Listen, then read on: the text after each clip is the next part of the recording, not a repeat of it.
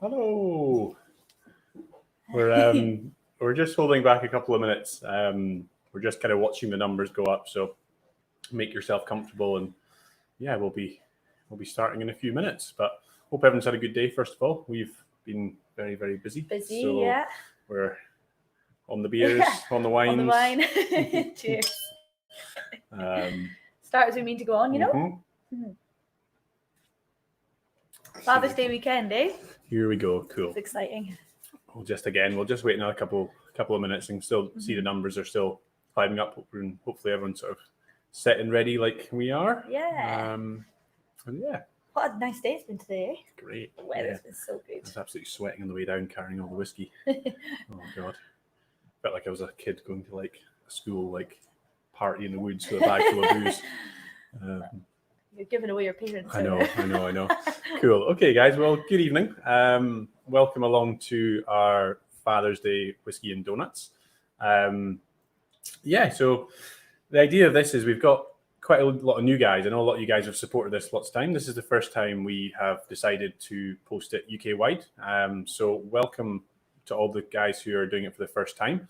And who aren't local to us. Yeah, so this is quite exciting for us. Quite cool. Hopefully we've got some London friends. We've got some, any other obscure places? Tony in Liverpool. We've got sort of people all over the place. So hopefully you guys got all your packs all okay. We've not had any sort of negative feedback, so we're assuming you guys are all set and ready. So what we'll do is we'll just kind of tell you a little bit about what this is all about, and we can kind of talk you through it just before we get started. So Whiskey and Donuts is an idea that came to us from a couple of friends of ours called Johnny and Erica.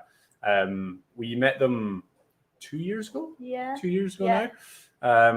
At the Spirit of Speyside. So it's a festival in Speyside, loads of events, and they have an amazing Instagram account where they pair up. They're big donut lovers, big whiskey fans, and they decided to put the two together and basically take great photos and go and try them and sample them. And yeah, it's one of those Instagram accounts I look at, and because of the time difference, it always appears at mine in like 9 o'clock in the morning on a Tuesday when I've got so much stuff to do. Yeah. And I'm like, I do not need this distraction right now. But yeah, and a couple of years ago, we managed to kind of join forces, and John and Erica were coming over to the Spirit of Speyside Festival, and we made donuts for them when we held the tasting, which was our first experience of whiskey and donuts together. Yeah. That obviously sparked our love for it. So obviously with lockdown easing a little bit, but for us here in the bar trade, it's still very much cannot open our doors. So to keep ourselves busy and to try and give people the enjoyment of a night out whilst being at home, we decided to join forces. So Nicole used to work here in the bar and now has her own coffee and donut shop literally through that wall. Yeah. You won't let me build a hatch. I keep trying to. No, the smell. I mean, the smell would be too much. I feel like I've put on enough weight during lockdown, let alone after. So yeah, we joined forces and spoke to Johnny and Erica and said, look, how do you feel about us using your sort of concept and doing it here for you guys? And they were all for it. So here we are. I think this is number four now.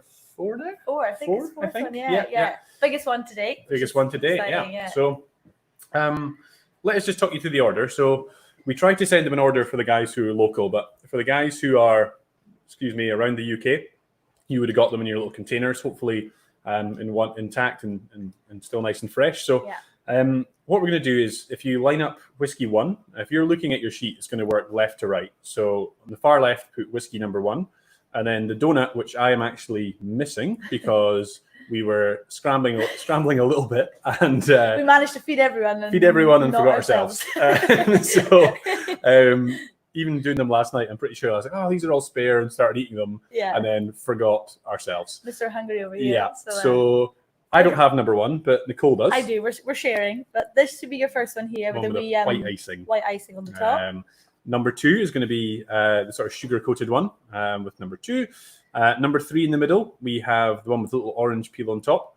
And I'm kind of describing these really just like a little kid because Nicole's going to actually tell you more about them. Talk you through them. I'm going to try and keep them as a secret just now.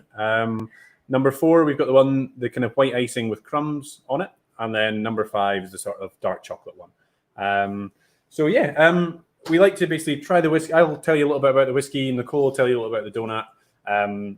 Hopefully the pairings work together, and sometimes they don't, but that's all part of the fun. Yeah. The whole idea of this is not to be too serious. We sometimes think the industry can be quite serious, dark, smoky room, just guys drinking whiskey, and we're trying to kind of change that a little bit. Totally lies. Everyone's here to have a good time. So if you like number 4 with number 2, let us know in the comments. Any questions, the more interactive, the better. And yeah, let's just have fun with it. So and feel free to like save your whiskey, save some of your donuts, or don't. It's up to you. But then you can, at the end, you can kind of mix them and change them and let us know what you're thinking. Make a little cocktail. Yeah, I'm all for it. So yeah, that's a good point. Don't feel you have to finish them all, because we'll go through them. We try and do an hour-ish for the 5 of them. So that's quite a lot in an hour to eat 5 donuts and 5 drams. So yeah, don't feel free not to finish them. So I think that's about the housekeeping done, I think. Yeah. So I think we'll just crack on with the whiskey. Dram number 1, St. Helens. Hello, Tony. Yeah. Sorry, I said Liverpool. Ooh, that's probably going to get me in trouble. Yeah, totally. Cheshire as well. Cool. So Dram number 1, guys. This is Dram number 1. So really cool bottle design. We actually had these guys last week as well. This is a company called Compass Box. I thought, how do we start a Father's Day tasting? And I thought this is the kind of perfect whiskey to do that. So a little bit of background on Compass Box. They were started in 2000 by a guy called John Glaser. He was the marketing kind of director for Johnny Walker. And he basically thought that blends got a really hard time. A lot of people say, I only drink single malt, I only drink this, and kind of viewed blends as inferior, which is totally not the case. Like, it depends what you're blending. If you're having dinner and you have 3 crap ingredients, you're going to have a crap dinner. But if you have, steak and great sauce and chips and red wine and you're such a man. Steak, chips. Steak and chips, red wine, never mind the veg. Yeah. Not one single piece of veg. No. That for me is a good blend, So whiskey's the kind of same. So he kind of caught on to that, and he's definitely pushing the boundaries. He puts sort of staves inside a cask to kind of try and make that whiskey change quicker. Got in trouble from that from the SWA, and he's always pushing boundaries. But things like blends, if you buy a bottle of Johnny Walker Blue Label, you're spending a lot of money, but you don't actually know what's in it. There's premium whiskey in there, but you don't know how much of this and how much of that. So they're very open. They tell you all the breakdowns on their website, which I love. They're just, again, trying to change the way blends are viewed. So this actually is a UK exclusive called the Boilermaker series, and it's called Transistor. So they teamed up with the guys at Brewdog, and they paired this whiskey with Punk IPA, which I'm sure you guys, being drinks fans, know Punk IPA. Really, really good. And in lockdown, I imagine. Yeah, those 4-packs in Tesco's, we have lots of them. It's a good distraction for the bottle bins because you can just squish them. Yeah. Rather than smart. I know. The story with this is actually that John Glaser's granddad had a real tradition where he would have this thing called a Boilermaker. And a Boilermaker is kind of like an American style combo that's actually kind of come over. It's quite popular now in the kind of cooler bars in London and Edinburgh. A lot of bartenders will walk in and ask for a Boilermaker. So what it basically is a cold beer with a shot of whiskey on the side. And like a lot of bars in Edinburgh will do it like... I always wondered what that was. Yeah, so you'll get like a can of beer, maybe like a can of Punk IPA, a shot of bourbon or a shot of whiskey. And, it's a $5. It's kind of... The idea of Transistor is that the two of them together kind of come together and make more power effectively. It's quite cool. On the back here, it says, my grandfather, Jack Glaser, had a ritual that involved a frosted mug and his favorite shot glass. Chicagoan through and through, each evening, a beer went in one and a whiskey in the other, a Boilermaker, a sip, a pull of the beer, and a little conversation. It was his way to end every day. So I thought it was a good way to start our day. Yeah. So, back to like Duracell bunnies after the end of this. Totally. I like the electrician link there. Thing, yeah. I like what you did. So in terms of the whiskey, pretty easygoing basic. It's a blend of malt and grain. Feel free, if you're really up for it, to knock it back. I'm not going to. I do think it's too good to do that personally. It's not an amazingly old whiskey, but I do think it's a nice way to start the evening. So I've had a beer that's kind of 8%, so I'm not going to do that, or I won't be able to hold the conversation for the Well, I am. No, if you egg me on, I'd probably do it, but I'm not going to behave. No. So I'm going to let you go and talk about the donut. So the donut tonight, for the first one, we've got a vanilla custard. So custard is one that we've used quite a few times, but it's just such a great flavor, and vanilla is like one of the. I think you could probably say most people will go for vanilla as a tasting note in most whiskies. Kill me, maybe. No, I think you're right. I think there's vanillins in the oak. Yeah. So I mean, vanilla is like a kind of staple. It's great. It's a good start to donuts as well. And custard, who doesn't like custard? It's great. So yeah, and then just like a super plain icing on the top, keeping it simple. It's all about the custard and the vanilla notes and stuff. So it should. I mean, so we need to have ours. Yeah, I'll chop this. You're lucky I'm sharing this with you. Because I don't share my food. Yeah. So yeah, we were running out. So let's see how this goes. You know, half's probably enough for me actually. That's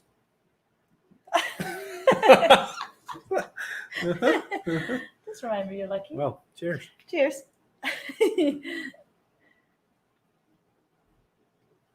Scott Jameson drinking double punk right now. Good on you. Apparently that's the perfect combo. So tell you what, custard. Yep, fan of that. Oh, I'm a big fan of custard. It's good, eh? Icing's good too. Good. So yeah, the feedback is my favorite thing in the whole world. So please let us know if there's anything that you hate, anything that you love, anything you think would work better. Would love to hear it. So yeah, let us know. You know, I think those two work really well. That whiskey is just easy going. It doesn't wow me. I would never go into a bar and order that, I don't think. But I think it's like maybe £45 a bottle-ish. UK exclusive. There's a lot of Compass Box collectors out there. They do some crazy expensive blends as well. So, it's probably. I mean, could go up in value in some time. You never know. But I think it's a nice opening dram, a nice connection to that kind of Father's Day story. So, I thought it was a nice way to start the night. But yeah, nice and warm. What's custard's connection to Father's Day? What can I pull out the bag here? Custard. Your dad likes custard? Yeah, my dad does like custard actually. There you go. He's very much a tinned custard kind of man, I must say. I know you're watching, Paps, so do you know what? We had tin custard growing up too. I don't think I actually had real custard. Mum never made us real custard. You're eating it right now. I prefer tinned. Get off. Do you know what though? The tinned ambrosia. Yeah. It's great. Yeah. Oh, anyway, custard chat too much. Okie dokie. Do you What's know what next? number 2? Yeah, please. I'm excited. I'll save this bit because I'm going to make a wee. I like This to is try dangerous. them. I'm mixing grain and grape here, but I know. you know, first Saturday off in months, I think. So cheers. Hey, yeah. Cheers to hospitality. So what? Cheers to hospitality. Okie dokie.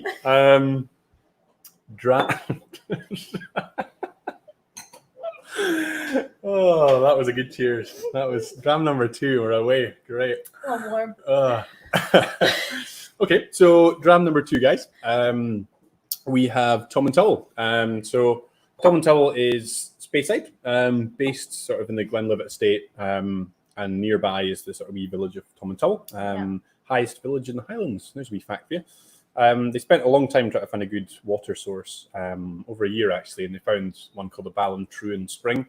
And on all their bottles it says the gentle dram, which I agree with. It's just, I think if you're trying to get people into whiskey, or if you're just looking, I don't know about where you guys are, but I was walking down, it was still about 20 degrees tonight. I think this is the perfect dram for that kind of night.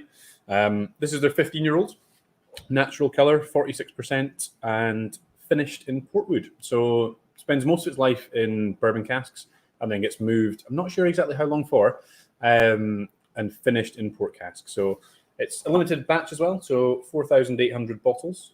So not super limited, but it's limited all the same. And yeah, natural color. So it's got that really lovely off pink color. If you just look at it, it's just lovely. It doesn't have that golden glow. I think it is a real off pink, and that is definitely from the port cask. So port casks naturally give you that kind of juicy, fruity, red berries, red currants, all those sort of sweet kind of notes that come through. So yeah, you can smell it straight away. It's just very approachable. Sweet, and it's, yeah, definitely. So to kind of stick in with that sort of sweet vibe, we've gone for just simple strawberries and chantilly cream on the inside. So fresh strawberry puree that we boiled down and whipped with chantilly cream. And yeah, so just pat with that and then coated in a wee sugar coating. And it should bring that kind of quite nice light fruitiness out as well. That's what's good about the cream too. John, do you mind turning that light, behind me, down actually? Look like I'm ET or someone having like a really bright idea all the time. There We've got John on hand too. Yeah, forgot to mention he's our John. tech. He's our tech man, and he'll send us over the questions. Yeah, perfect. That makes me look less like I'm constantly having ideas. Yeah. Let's try the donut. I need to try this. I've been chatting to that. Sugar on the outside of the donut is just great. It is. It's simple, classic, but isn't it's so effective, Not so great when you're trying to host something, but well, trying to host is the key word there. Trying to host.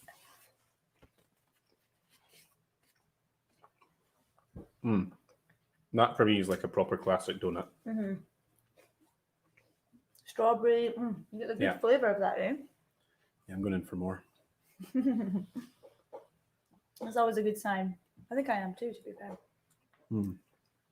It's nice, actually. I think you don't want anything too powerful in a donut to go with tomato because it's it's got a lot of berries, but it's not super punchy. So yeah, I think the lightness balances out actually. I think that works really well. Mm-hmm. I think if I was eating and drinking these two whiskeys all the time, I'd be pretty drunk pretty quickly. It's pretty easy to drink and eat both of those actually. Super balanced and just much sweeter than the first one though, eh? Much sweeter. The donut or the both. I think, oh for sure, yeah. You can really, in comparison to the transistor, you can really get the port in that. I think, you can. I think that's a big step up in terms of quality of whiskey. Yeah. Well, you've got 15 years. Yeah, I think it is. I mean, I have no issue with blends, and I do agree with Compass Box's approach to make you look at them differently. But like an entry level blend like that does have a lot of young grain and young malt in it compared to like a single malt that's been finished in expensive port pipes. You can tell the difference in mouthfeel. The finish as well, it's much longer. Yeah, definitely. Kind of lets you do that thing, whereas that one, like, you can see how you can knock that back. Yeah, for sure. And just, I think Tomatal, we talked before about, like, obviously we were saying women drinking whiskeys, like, it's ridiculous, but it's still this, like, is it really a thing? Do women actually drink whiskey? And when I worked in the bar and previously, I'd always recommend Tomatal, actually, because, the port root, it's got that little bit of sweetness, so women, people aren't too afraid of it, but actually it's nice, like. Yeah, although you say that, you don't like that style of whiskey. I know, I'm different. I don't think you are. Do you know what? I honestly don't think you are. Like, the amount of guys and girls that we have in here, and a lot of, it's just such a bad assumption to make that guys like big, strong whiskeys and women like the gentle dram. Like, I've been challenged on that a few times. Like, honestly, you drink whiskey. I find that like more girls prefer smoky, peaty whiskey than guys do. Like, to be fair, definitely. Like I do. But I know what you mean. Like, you don't off the bat, if someone's like, I don't drink whiskey, but I'd like to try something, you don't want to just throw like Lagavulin at them, and totally, that'll kind of, you got to ease them in, Totally. No, I totally agree. But then, boy or girl, you got to ease them in, if they're not used to something like that. Fair. But I don't know. Do you? I think you can both. Yeah. Because I don't. Anyway, we could argue about this all night, and everyone's different. And everyone likes their own things. Yeah. Okay. Yeah. Okay, next so we are going to go into number 3, and we've actually got a guest for this whiskey. So we are actually going to be drinking Monkey Shoulder, and we have Jodie, who is Scotland's brand ambassador for Monkey Shoulder. So yeah, you want to hit that one, John? Yeah, and then see one across, John, if you want to see the wee little things below Nicole McLennan. Hello. See just in the and that one down right.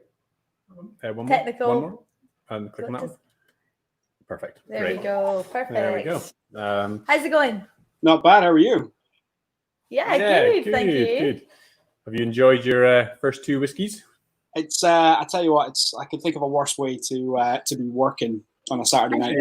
Yeah, absolutely. So thank you very much for joining us, Jodie. So Jodie has helped us out with whiskey number 3, which is, let me swap these bottles around. We have Monkey Shoulder. There we go. Hopefully, if you're a whiskey fan or go up and down the whiskey aisles in the shops, you will have seen this before. And you might have tried it, you might not, but Do you want to tell us a little bit about the story of Monkey Shoulder, Jody, and just maybe introduce it? Yeah, sure. Well, so actually, you've kind of helped me out a little bit by setting the scene with Compass Box and your little discussion on getting people into whiskey, because that's pretty much what Monkey Shoulder was created for. So 2005, Monkey Shoulder was released, but it was created by Brian Kinsman. So that's the malt master for Glenfiddich, Balvenie, and Kinninvie. So not exactly a shy known person in the whiskey world, you know. He's like an ex-chemist, graduate in chemistry, isn't he? He's proper geeky about whiskey. Yeah. So the whole idea behind it was that, you know, well, a lot of us will remember a time when basically whiskey wasn't doing that well in the early 2000s, and it was a case of if it wasn't single malt, it wasn't worth looking at. As you say, blend's got a really bad name, even though really that's how whiskey started. And pretty much, if it's a single malt, it's still been blended with its own kind, unless it's a cask strength, single cask. So basically, Brian tried to create a whiskey that was easily to stand up on its own in a dram, or mixable, but it would still come at you and still say, "Hello, remember me?" So that's what he did. So originally, recipe was Glenfiddich, Kinninvie, and Balvenie. Yeah. So for most folk, I think Glenfiddich and Balvenie are probably on their radar. Kinninvie's probably not. So there's a tiny little distillery behind Glenfiddich and Balvenie, isn't it? Yeah. I mean, it's one of those that you can go to the distillery and visit Balvenie and Glenfiddich. It's very underwhelming to visit Kinninvie. You probably walked past it. It's just like a big shed almost, isn't it? That's it. It's a shed with 6 stills in it. And originally it was kind of an experiment. They got the coppersmith there to create basically a still in-house rather than basically buy one in. And they liked it so much they went, cool, create 5 more. And that was Kinninvie. So it's kind of like the experimental arm for a long while. And that is still where we get quite a lot of the malt for Monkey Shoulder. Nice. So on the bottle it says blended malt. So obviously blends are a mixture of grain and malt. Single malt is water, malted barley, and yeast. So blended malt is exactly the same. So we stick by the same rules. It's 3 single malts married together and then bottled. That's it. Perfect. No grain whatsoever. And it's always space side that we use, 3 different types. Nice. So always done in small batches as well. So we do sort of like three whiskeys into a Marion cask, and then those go into a ton, and then delicious whiskey. Nice. So we were chatting actually earlier, just catching up, and we were talking about Jody did like a lazy old fashioned competition. So an old fashioned is my absolute favorite cocktail. I think Jody's probably almost in that, well, maybe similar camp as well. He loves an old fashioned, and Monkey Shoulder works perfectly in an old fashioned. So it wasn't by chance we chose this donut. Yeah. This is where you come in. Yeah. There's no filling in this, but we've it's really easy to capture sort of that old fashioned flavor. So we've got the Angostura bitters, we've got orange. All in the glaze, and then we have a really concentrated Angostura drizzle over the top. So nice. It should, and with your little orange twist, then we've kind of zested them all over, so it should have that kind of real old fashioned. You get the bite of the donut and the drink of the whiskey, and it does kind of feel like. This is kind of the sugar, the orange, and the Angostura, and then this is the whiskey. Yeah, right. Exactly. We've got live feedback for you guys. We've got a little bargain going on in my household. So my wife absolutely loves whiskey as well. In fact, she used to be a brand ambassador for whiskey too.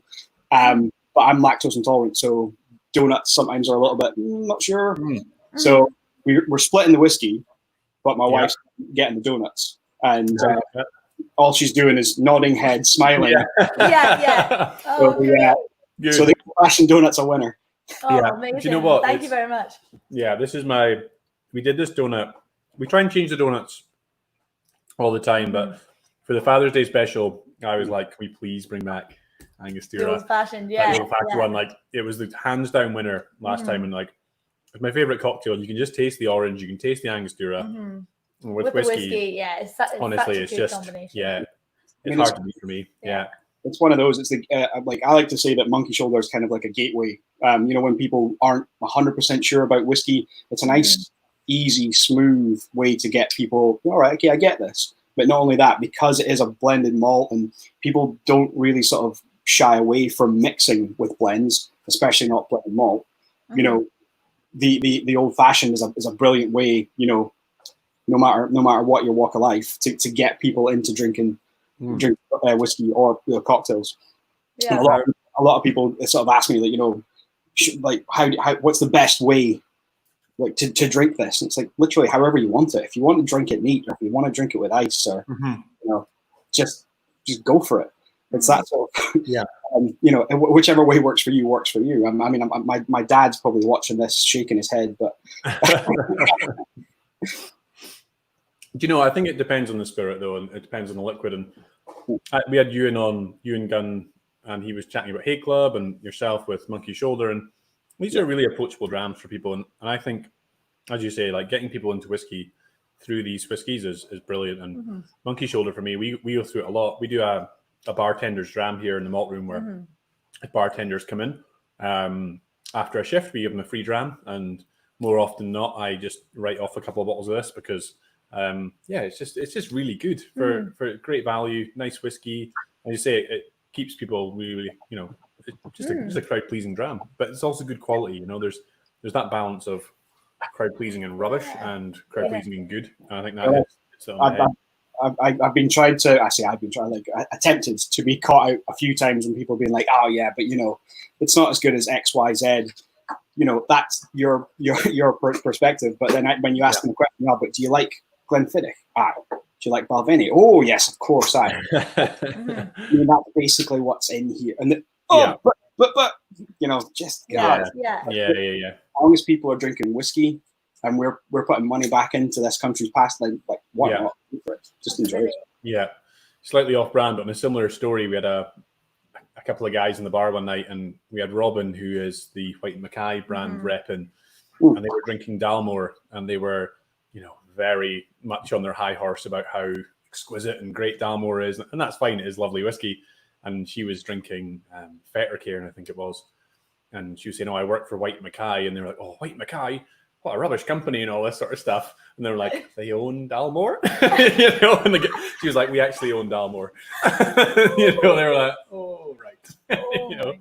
Nothing makes me smile more, genuinely. It was like we had so I own a bar. I'm partners in a bar in Edinburgh, and we got our first couple of bottles of Smoky Monkey in. And we had a chap in, and fair enough, he knew what he liked, and unfortunately we didn't have his brand for him.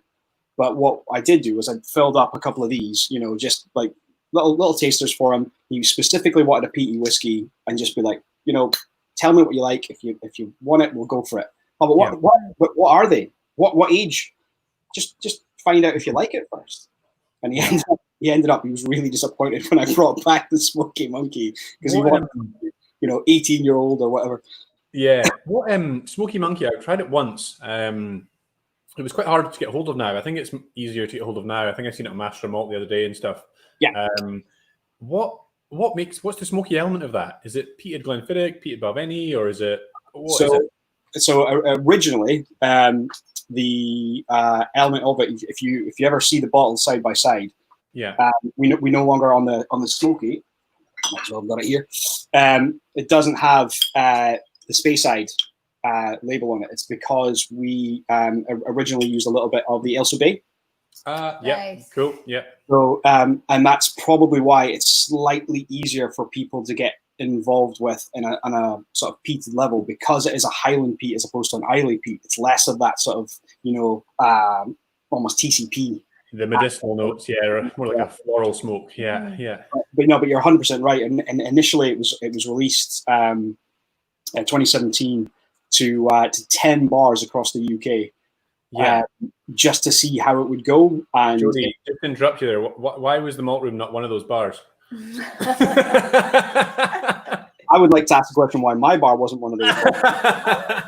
We can put a joint bid in. There's actually hear that people are asking what bar. What bar? Oh, sorry. So it's called Kin in Edinburgh. Yeah. Yeah, tiny little 30 seat capacity place. Probably won't be opening anytime soon. Similar to us now, capacity of 5. Yeah.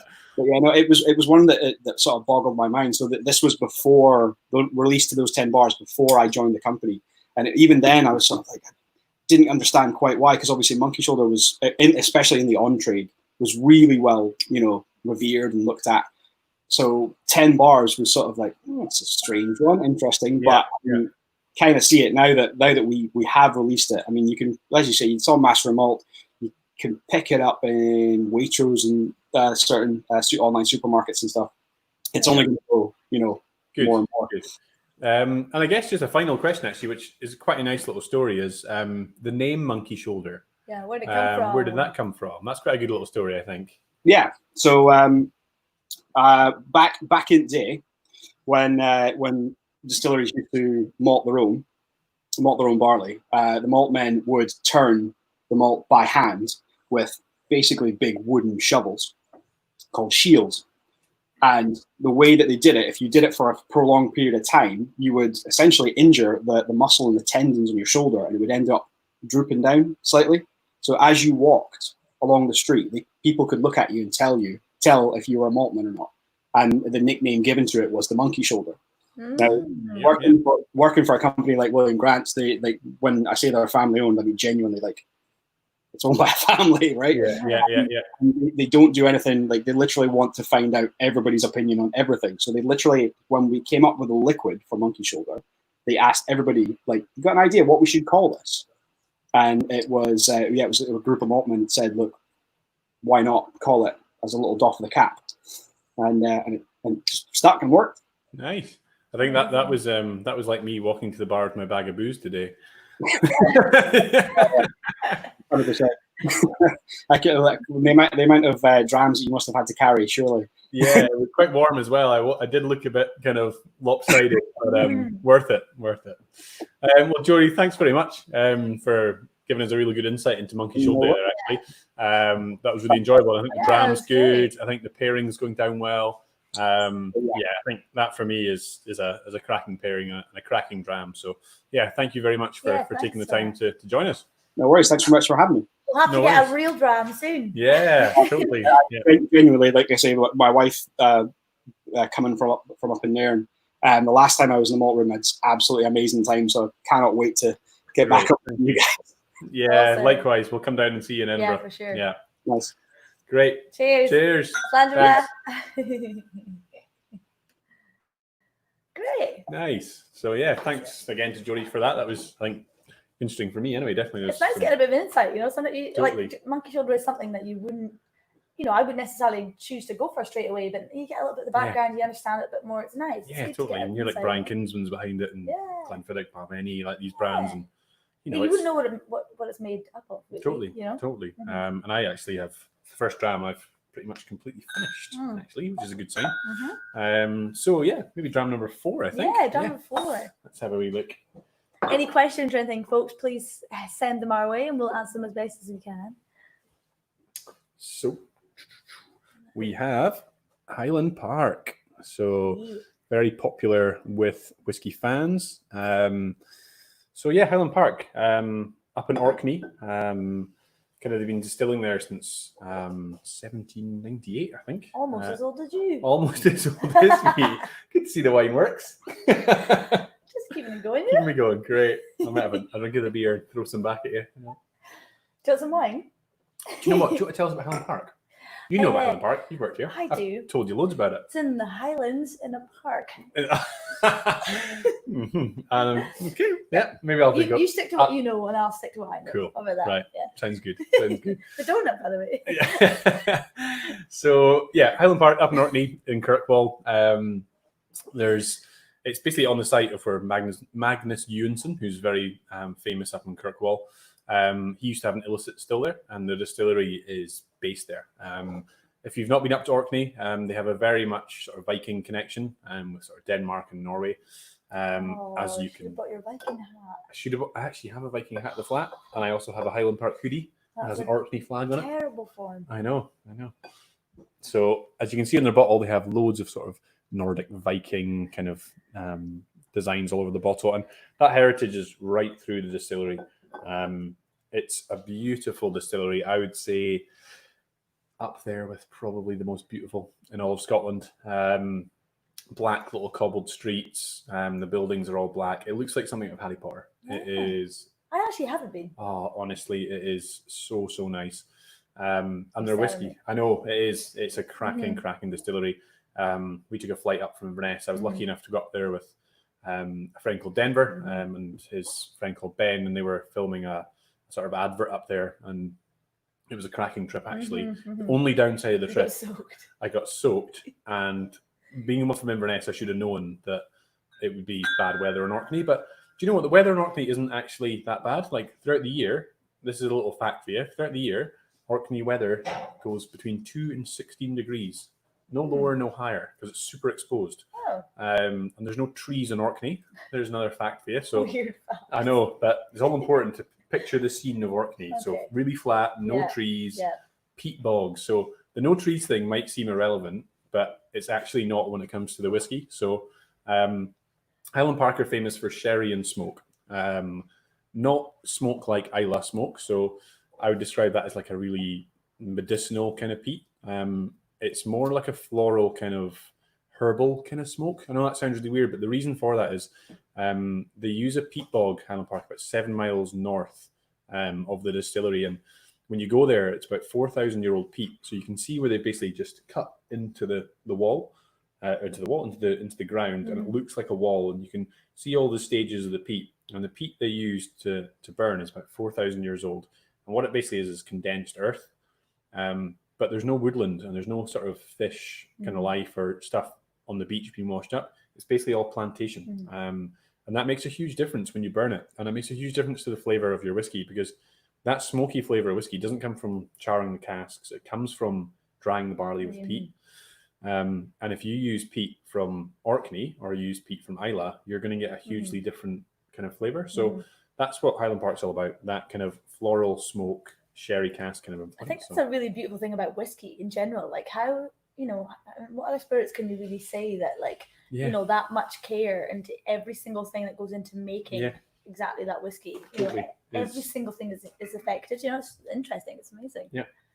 So we've got the 12-year-old here, part of the core range from 1970. Yeah. And it's gone through a bit of a rebrand. You might have remembered it as like a yellow label. But have a smell, have a taste. And then the donut we've gone with, so sort of seasonal, elderflower is really big at the moment. And my auntie actually makes elderflower like champagne at this time of year. So it's super exciting. So it spurred me on. So we've got an elderflower cheesecake on the inside. And then we've got a honey glaze with a little bit of crumb as well. So it should be sort of light and sweet. And the elderflower is a little bit floral, which, works in through with the... You get that, you get that smoke and then that floral bit just comes at the end for me. There's like a heather sweetness almost. Yeah. It's quite drying as well though. Like it's Highland Park is a really good sort of, as Jodie was talking about, a bridge into sort of whiskey. I think if you're looking for a bridge into smokier peaty whiskey, something like Highland Park or maybe even Talisker is a good kind of bridge, because you get that gentle smoke, but it's not the sort of punch of Islay. So this might be a little bit of a curveball, just with the elderflower was kind of a, this might work. So I'm interested to see what people think of this one. I love elderflower as a flavour generally. I think it's amazing. To go down that kind of floral line. It might work. And smoke, let's see. I know. Interesting, eh? So the way we kind of decide the donuts and whiskey is we kind of chat about the flavour kind of profile of the whiskey, and then sometimes we try and contrast that flavor. So maybe like, what's a good example of that? Like smoke and coffee, maybe. Like they don't really, they're both not the really same, powerful, but they kind of contrast each other. Whereas, like for example, number 2, the port was quite sweet and the whiskey was quite sweet, so we decided to try and match that with similar flavors. So we try and sometimes contrast, sometimes we try and pair. And sometimes it works, and sometimes people like one and like the other. But that's the whole point of this, is just to try and find what you like. And yeah, I think as well, like everyone's palate is different, and that can be said for whiskey and food, and both together at the same time. And I think something that you think's like, you obviously love number 3, like the old fashioned for you is a go-to. I feel like number 5 might be my favorite, just the way that I love whiskey and the way that I love my donuts. So but yeah, I mean, everyone's different, and that's the cool part, that's the exciting part, and you can really be quite unique with how you drink and how you do this. Love Highland Park. I think it's as I say, that trip was amazing, and I was kind of really taken back by Orkney, actually. There's a great gin distillery up there called Kirkavar, really modern, really sort of Scandinavian design. And I don't know if this is me being just stupid or not, but I kind of, sometimes you go to like small Scottish towns and, we've got a question coming. A lot of people saying this is the best pairing. Ah, nice. Nice. Yeah, that's good. Exciting. That is good, eh? And that surprised me, actually. Probably the most risky of the 4 as well, I think, actually. Great. No, that's great. But yeah, Orkney, great place. And actually much more modern than I thought it was going to be. Like, I thought it was going to be, a lot of Scottish cities are suffering that thing from the high street where it's like, it's just a bit run down. You know, Orkney is not like that. I think there's actually quite a lot of money in Orkney. Coffee shops are really nice, restaurants are nice, bars are nice, hotels are nice. You walk into so many hotels and the whiskey collection is unbelievable. Amazing. Like Highland Park 50's open, like it is just insane. So yeah, if you are getting a chance, I mean, I know obviously at the moment holidays are pretty much off the cards for everyone, but if you could do a staycation of sorts, trip to Orkney, I definitely recommend it. At some point, of course, yeah. The only downside of that trip actually was Ben, because he's a photographer. So he captures every moment. Oh God, like as much. He's probably not watching this. He lives in Australia, but he loves sunrise and sunset, and like it's the best time for filming. Yeah, of course. Of course it is. I didn't know that. And Mr. Whiskey Man, drinking till 4, sunset, up at 5. Well, sunset happens, and I thought, right, we'll go to the pub, get a few pints, dinner, great, all getting paid for by Edrington. I was like, right, I'm having the steak, get me a fucking Highland Park 21, great, we're working for the company, no problem, put it on their card, great. And then I got carried away, and then Ben's knocking at my door at 5 a.m, like, right, come on, we're getting up and shooting, you need to be an extra and carry a bag down the beach. And I'm like, I'm going to be sick on this beach. Kind of poor drums, like, I was shaking. I'm shaking like a leaf. shitting dog. It's past 9 o'clock. Well, no, it's not. It's 9:15. Just take him over. He said the wine's getting a leave. Nonsense. Oh, dear. 9:15. That was past 9. Sorry. Cheers. Highland Park. Cheers. There can't be any kids doing a whiskey and donut tasting. Surely not. For the donuts, there might be. Oh, well, maybe. Apologies. Yeah. Good to hear that. I'm really excited that pairing worked together. That's good. That's good. Exciting. I'm gonna try more of the donut. Go for it. So where's the elderflower? In the icing or the cream? In the cheesecake. So it's a cheesecake filling. Cheesecake. Yeah. So elderflower and a tiny touch of lemon in there just to give it a little bit of zing. Yeah.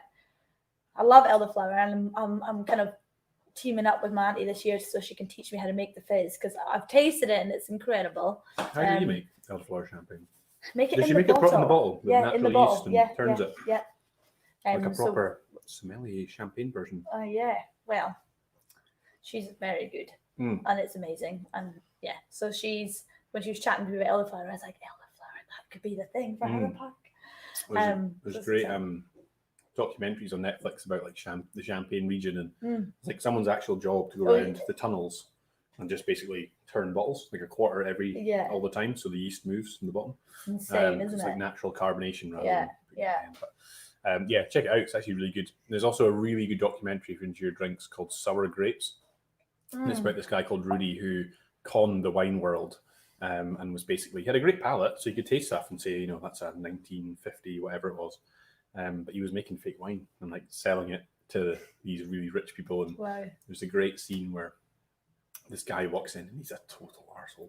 And sorry. It's not even 9 o'clock. And he's got like a driver and he's got this case of like $10,000 wine, and he like has this glamorous assistant. And he's like, oh yeah, this is this. And he walks into this wine shop, and the owner of the wine shop's there. And, try this wine. And he just goes like this. He goes, no.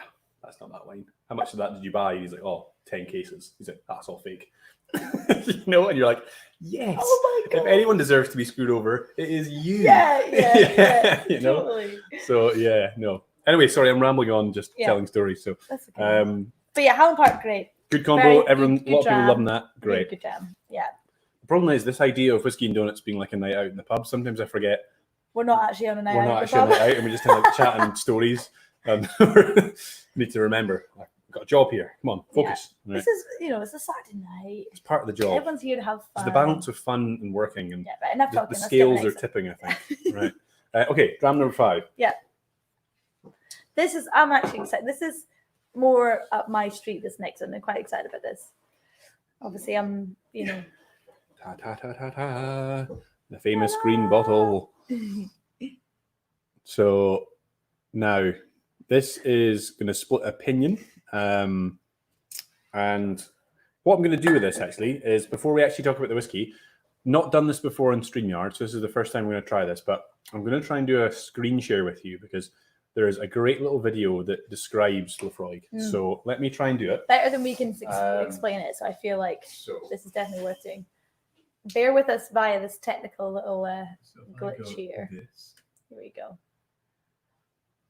I'm excited about this. It's going to be tasty. If you guys want to comment, just saying, yep, it's worked, or big no. Well, yeah. So tell us if it's good or not. Yeah, it's working. So application window, tab. Right, we're almost there. It's coming. It's coming.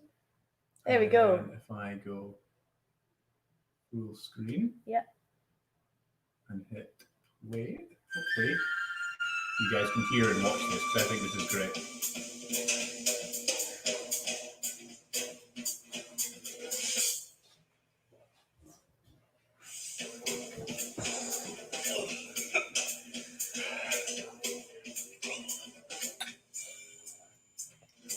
Laphroaig is a whiskey that divides people. Tastes like tart. No, an everyday drinking whiskey to me. This is moody whiskey, wild whiskey. The more rough the winter is on Islay, the more beautiful this stuff is. There's a lot of history in that glass of whiskey. That tastes just the same as it was 200 years ago. Reminds me of battles, days gone by hundreds of years ago. Tramping across a hill. It's like a going through a bog. Yeah. You smell the elements. You smell the wildness of the whiskey. So much like lighting up a cigar and just putting it in your mouth and eating it. Cod liver oil with bean stripper in it, yeah. It's like smelling the back of a dog's paw. Edible seaweed, the currant king, the dulse. And it reminds me of my granny's fur coat. Barney beards. Haddock. Boat knickers. Peaty. I love him so much. No. Dark, salted chocolate. Tastes like you've been eating the fire. Blowing the top of your head off. Sweaty workman in a tar. Rugged men. And a kill. On a bog. On a bog. A lot smoother than a beard.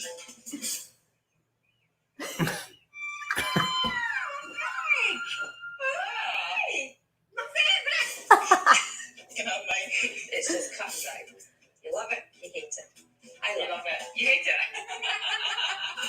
You're Slange. Slange of all everybody. Slange of all.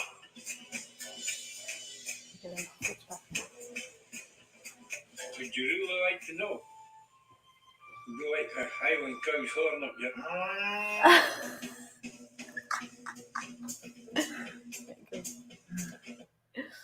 Oh, that is so good. Okay. I feel like that is better than we could have described it. It cool. really I think amazing. Hopefully that worked. Let's see. Cracking video. Yep, thumbs up. Great. That worked. Good. I was a bit worried if the sound wasn't going to work, but great. The burnt knickers made me laugh so much. That's so funny. Oh. So I think that there's no point in me even trying to say anything about that. I think you guys have got the image from that. So what we're drinking here is Laphroaig. This is the quarter cask. So the one they were drinking was the 10, which is the normal expression. This one's a little bit more special. Released in 2004. They age this Laphroaig in casks that are a quarter of the size. So what that basically does is increase the wood contact. So by about 30%. So if you imagine a cask this size all the whiskey in the middle is not really interacting with the wood. Whereas if you make that much smaller, there's much more whiskey that's interacting with the wood and kind of engaging and creating flavor. So quarter cask, much smaller cask. Also bottled at a higher strength, so 48% rather than 40, which actually I think rounds it off as well. Actually, I think the 10 is the 10, and it gets that reaction. I think this is a little bit more mellow, actually, a little bit smoother, a little bit softer. You get the Isle of Smoke. There's no doubt it's Lafroig, but I think I like it. I love it too. Kind of like, I love it. Yeah. People talk about TCP and that kind of burn in the belly. Like you get the burn, but it just feels so warming. I love it. Absolutely love it. And to go with that, so on the donut front, we've done a bit of coffee before with whiskey, but I thought this would work really well with Lafroig because it's such a big flavor. So we actually have like a cappuccino cream on the inside. So again, like whipped cream, coffee, and a little bit of sugar, and whipped all together. And we have like a chocolate ganache on the top with some crystallized white chocolate as well, just to kind of balance off that as well. So it should be a nice kind of. It should. I mean, I don't know. Like many things will match Lafroig, but it's it should work. It should Coffee work. and smoke works though, because I think we talked about this last time that that whole thing of people having an espresso and a cigarette. Coffee and smoke does go well together. So again, this is the slightly healthier version of a coffee and a cigarette. I think better. But yeah, what do you guys think? I hope you enjoyed the video. Yeah, I think it's great. I think it sums up Isla as well. That kind of just approach to whiskey, and I think for me, I used to hate that stuff, and now I can't get enough of it. I think you grow to love it. Absolutely, yeah. But yeah, I'd like to hear everyone's. Now we've gone through them. Feel free to go through them again, mix and match them, see what you think. Absolutely. I think that's the beauty of it as well. If you know you like coffee a lot, then maybe try it with one of your favorite whiskies in the list and see if that works. If it doesn't, it's exciting. Is there anything you want to pair? You want to try some together? Oh, I don't know actually. And if you have any questions, let us know. Yeah. I actually think the pairings of there's normally like One normally I that you don't fancy. like one, and I'll try and pair it with something, but I'm actually quite content with all those.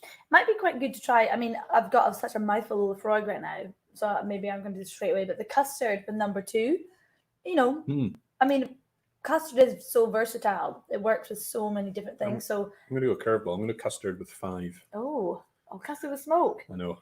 Oh. Well, you never know. Okay. Live and learn. I don't know how I feel about this. Neither do I. Okay. I'm gonna carry on with my coffee here. There's so much icing on that one. Like Get a big bite over there. Sweetness and smoke. Let's see.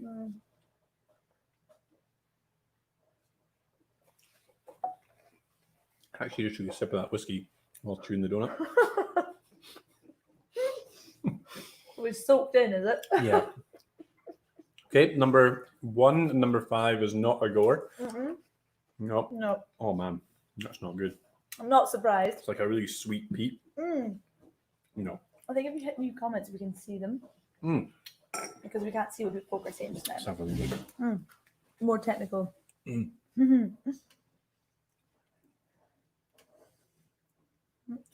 doesn't seem to be. Maybe not.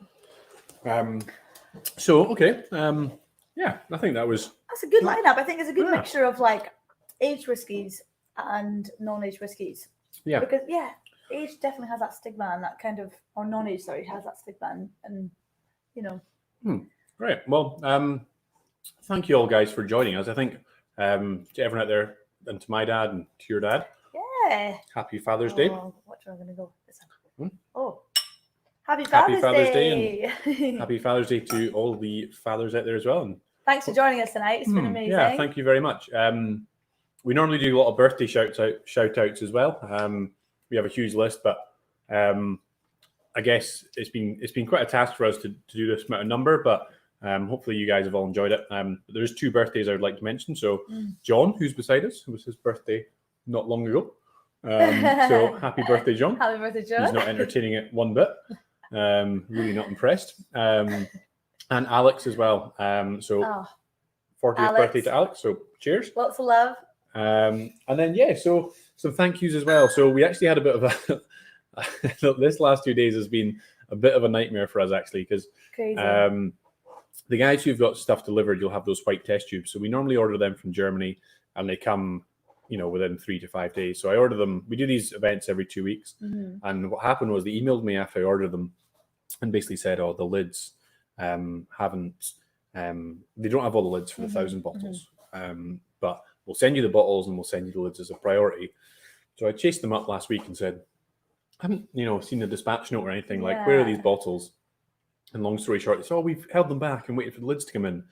Which, long story short, the bottles were not going to get here on time. And this was 48 hours to go, and we had lots of you guys needing whiskey delivered today.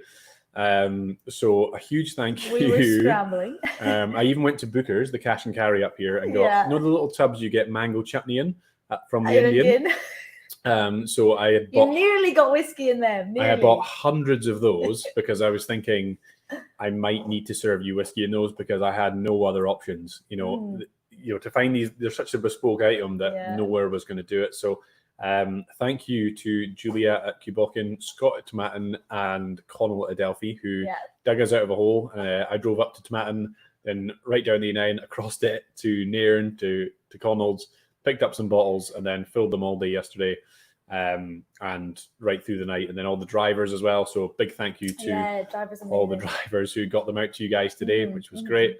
Thank you to the guys at Perk who were working through the night last night as well. Yeah, my sister, my team, everyone, incredible work. So thank loads you so of work. much. Thank you to Ian and Claire as well at Tom and Towel. Thank you to who else have we got? Jodie as well for coming and joining as well. So that was great.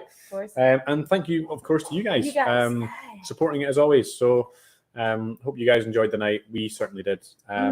It's been a big, exciting night for us, and it's the biggest one yet, and it's a big challenge. But it's been amazing, and then hope you all enjoyed it. And feedback's amazing, so please let us know any pros, cons, pairings you loved, hated. Next time if there's any specific things that you'd like to see, maybe there's something missing that you'd want us to do or talk about. So please let us know. That'd be great. And then what's coming next? Future. So we've got some exciting news actually. So we'll get the first one out of the way. So the first one is the next Whiskey and Donuts. Tickets will go on sale after this. We close this event. So that's going to be on the 1st of July. I think it is. That's a couple weeks time. A couple weeks on Wednesday. So we're going to go back to the Wednesday nights. It just works better with Perk. They're pretty busy at weekends with deliveries. It kind of breaks up the week a wee bit for us as well. So 1st of July will be the next one. We're going to post those tickets and do local ones. And then we're also going to do a new thing with the malt room. So we've got all our whiskey stock here, and obviously the news of bars kind of been not opening anytime soon. There's a lot of people doing sort of delivery service for cocktails and all that sort of stuff. So we've decided that we're going to offer a new service called Drams Delivered. So I don't know about you guys, but like going through the supermarket, there's some great drams. We talked about Monkey Shoulder and other drams, but we've got some really sort of special whiskey here that is just kind of sitting in boxes in the house, and it feels a real shame for it just to be sitting there. So for all you whiskey fans who are looking for that kind of special dram that maybe don't want to open your kind of collectible stock or anything, have a look on our website. It's going to go live sort of as of tonight, and we're going to do sort of free postage for the next couple of days on any drams you order. All the prices have been discounted from the bar as well, so there's some cracking stuff in there, and we've just basically put up the quantity of what's left. So get on there, have a look, and we will send them out via post in the little test tubes for you guys. So it would be great for us if you guys could continue supporting the bar in that way as well. Hopefully great for you to try and get a range of whiskey, if you, rather than spending £30 in the supermarket, you could get a real mixture of some really interesting stuff. I think we've got about 200 bottles, John. 200 bottles on there. So it's exciting. There's stuff from Broras to Port Ellens to Daft Mills to Chichaboos. There's Yamazaki's Macallan. There's all sorts on there. So have a look. Just the maltroom.co.uk. We've got the shop. So Whiskey and Donut tickets available. Drams delivered. But most importantly, thanks again, guys. Hope you guys had a good Father's Day. And I think, we'll call it a night there. And hopefully you guys Cheers again, guys. Cheers. Thanks for joining us. Thank you very much. Cheers. Any questions, just let us know. Yeah, perfect. Great. Cheers. Good night. Good night.